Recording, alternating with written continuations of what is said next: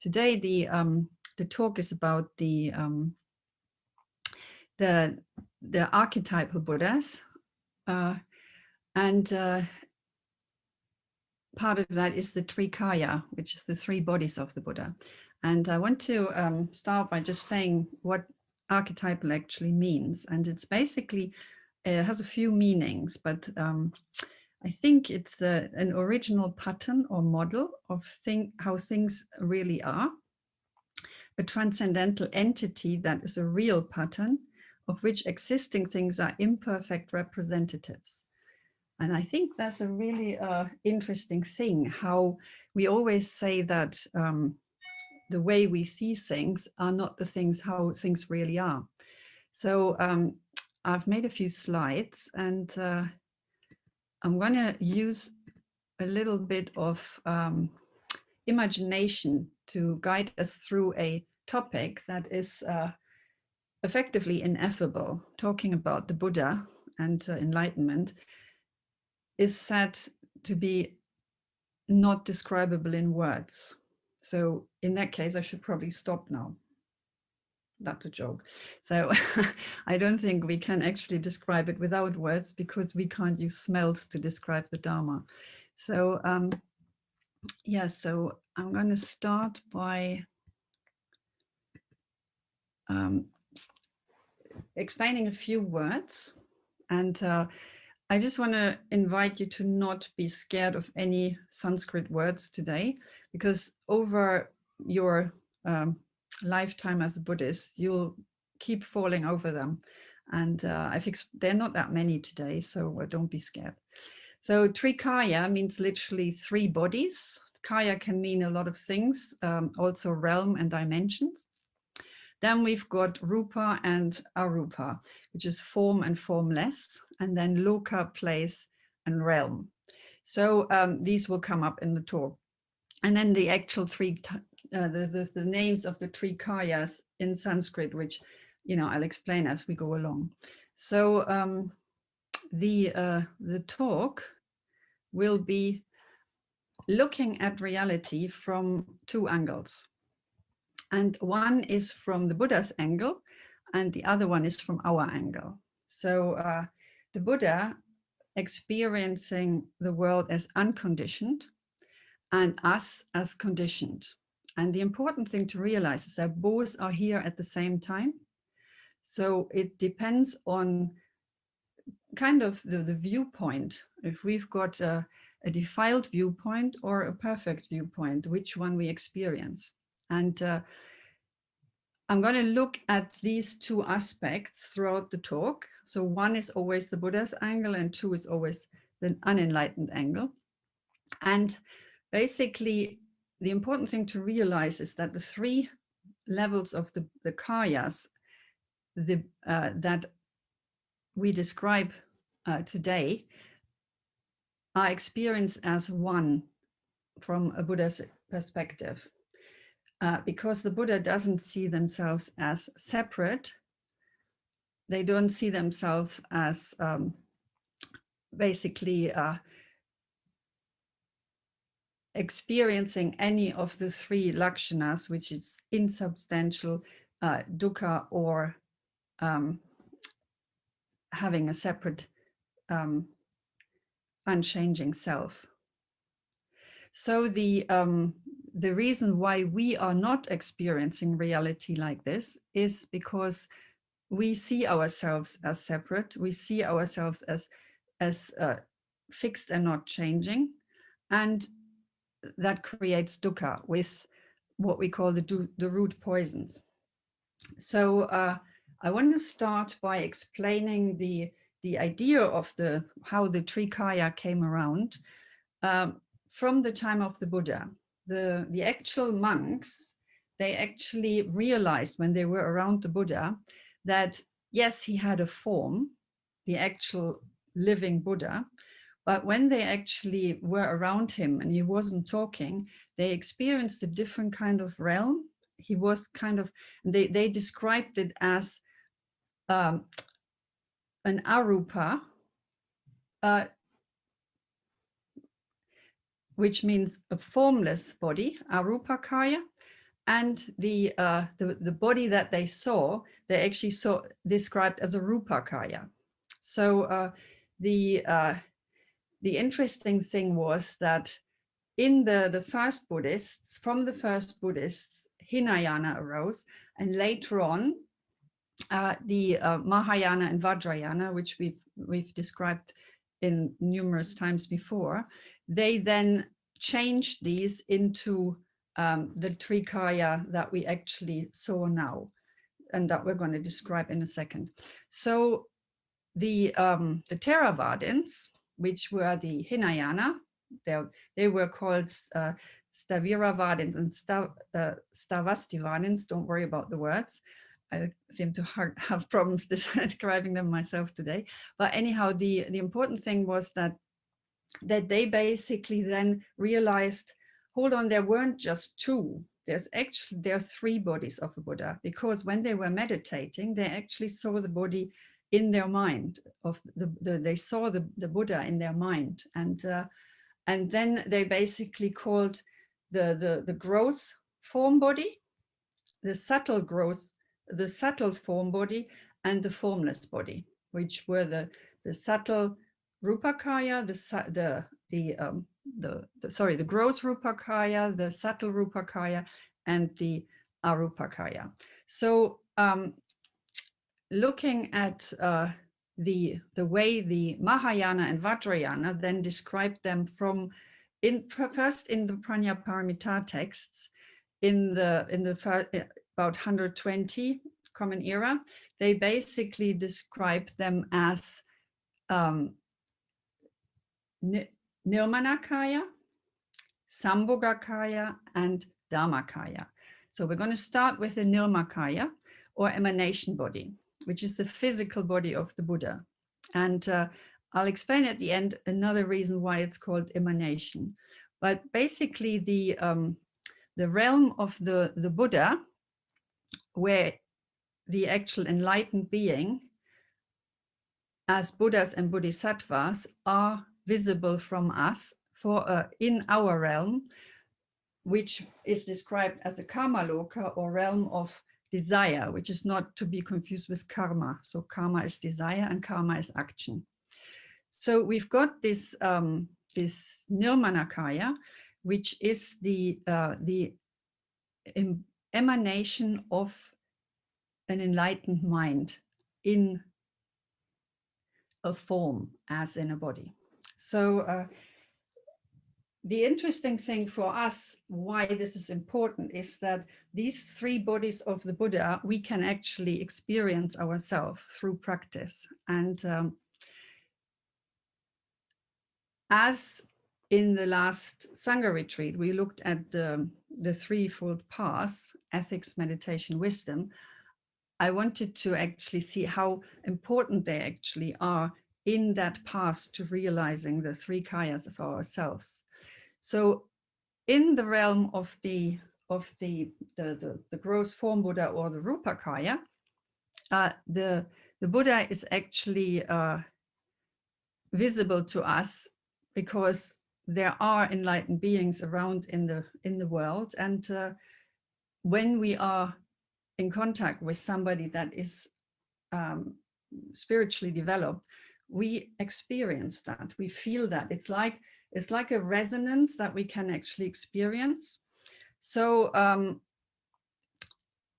as we practice ethics, meditation, and wisdom, and specifically ethics, meditation and wisdom become more accessible. Now, I said at the beginning that I wanted to make this a bit with making the talk a little bit more imaginative, and I absolutely loved the book His Dark Materials.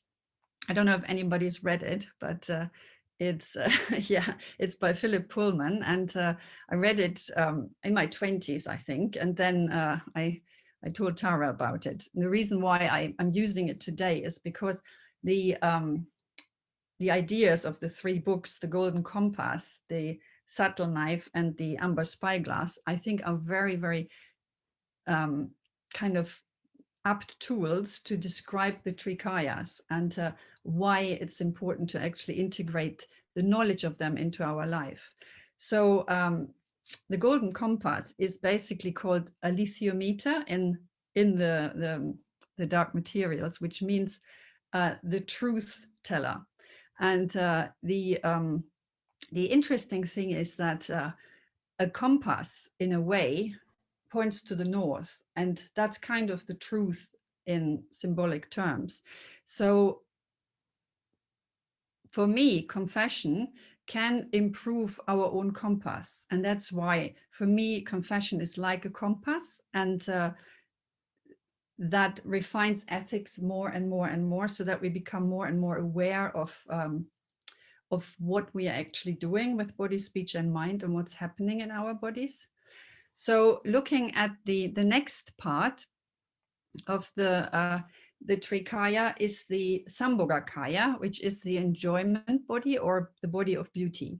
Now, the realm of the archetypal Buddhas and Bodhisattvas are the spiritual bodies of the Buddha, which are constantly present for a Buddha, but we can only experience them in higher forms of meditation.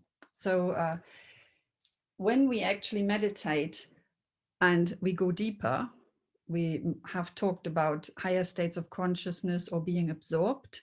And in these absorptions, there are different kind of states. Some are called rupa dhyanas and some are called arupa dhyanas. And we know that now because rupa means form and arupa means formless. So it's the same word.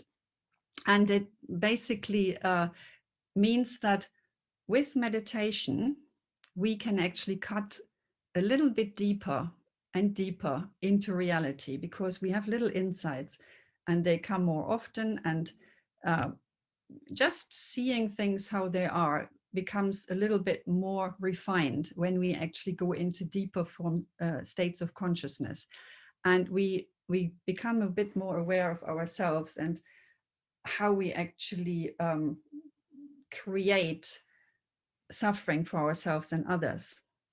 And like a vajra, a subtle knife cuts through reality and cuts through all the false views that we've got.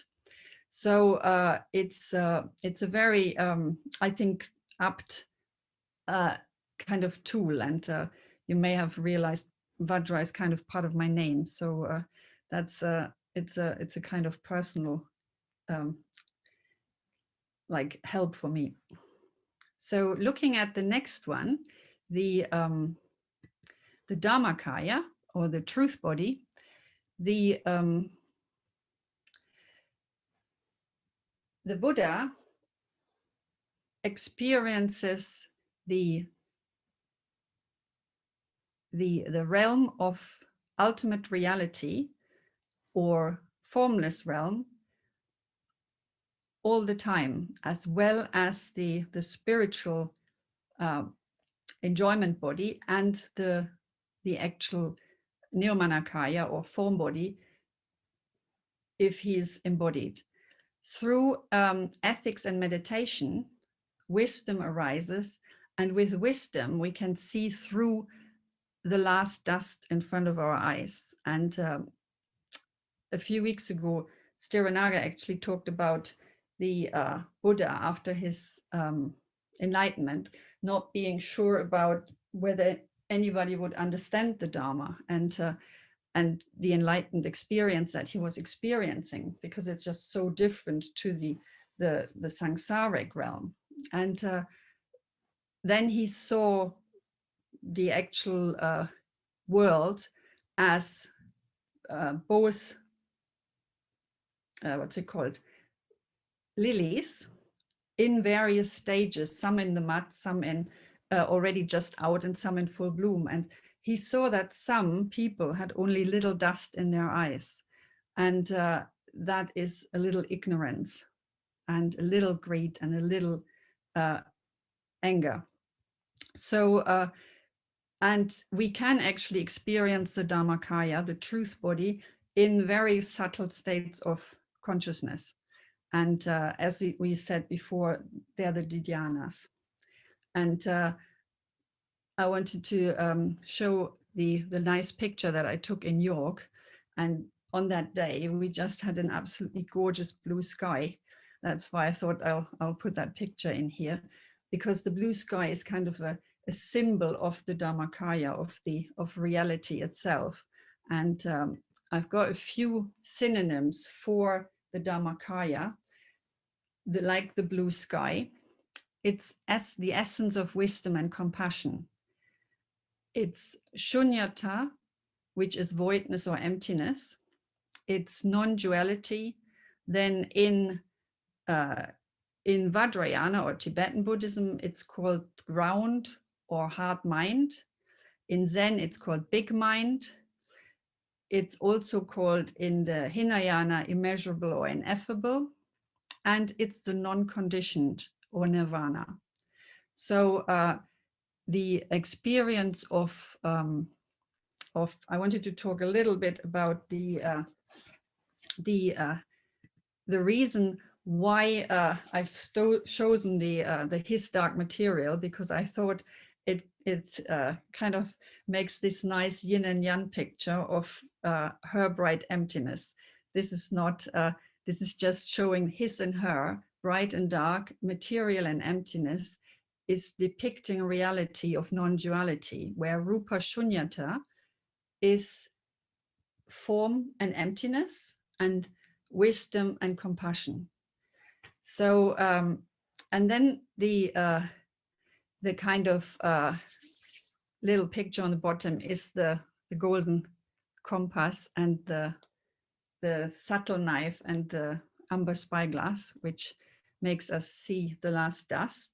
And basically, I thought that spiritual friendship is really important to actually make us see our dust in front of our eyes, because with confession, we can only go so far, but spiritual friends will tell us where we are actually still have dust in front of our eyes and don't see our own root poisons clearly.